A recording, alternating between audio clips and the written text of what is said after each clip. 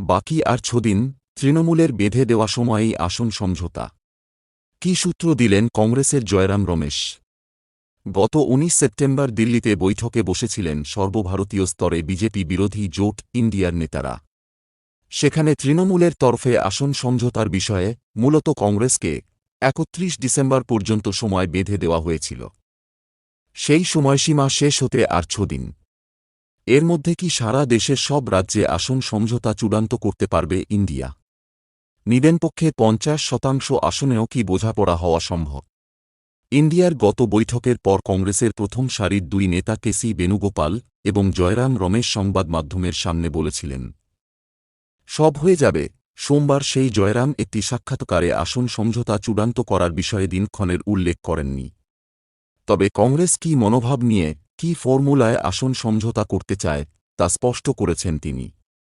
জয়রামের কথায়, উদার মন নিয়েই কংগ্রেস আসন সমঝোতার বিষয়ে কথা বলবে বাকি দলগুলির সঙ্গে।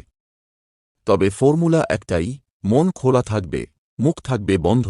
5 রাজ্যের ভোটের পর ইন্ডিয়াভুক্ত দলগুলির বেশিরভাগই কংগ্রেসের বিরুদ্ধে দাদাগিরির অভিযোগ তুলেছিল।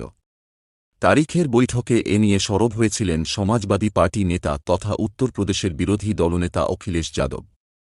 কংগ্রেস নেতা জয়রামের কথায় স্পষ্ট, তাঁরা মুখ বন্ধ করে এবং খোলা মন নিয়ে আলোচনা করে আসন সমঝোতা চূড়ান্ত করতে চান। তবে প্রাক্তন কেন্দ্রীয় মন্ত্রী জয়রাম এও বলেছেন, রাজ্যে রাজ্যে পরিস্থিতি এবং বাস্তবতা ভিন্ন, সংশ্লিষ্ট রাজ্যের সেই বাস্তবতা মাথায় রেখেই আসন সমঝোতা হবে। যেমন কেরলে বামেদের সঙ্গে কংগ্রেসের কোনো সমঝোতা হবে না।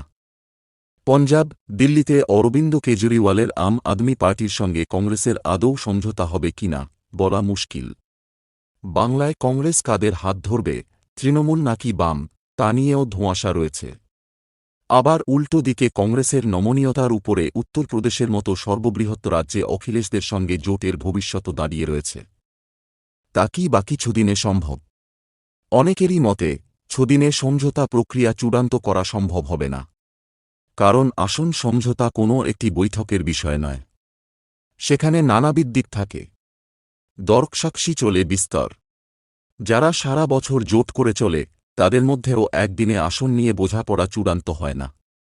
প্রসঙ্গত, ইন্ডি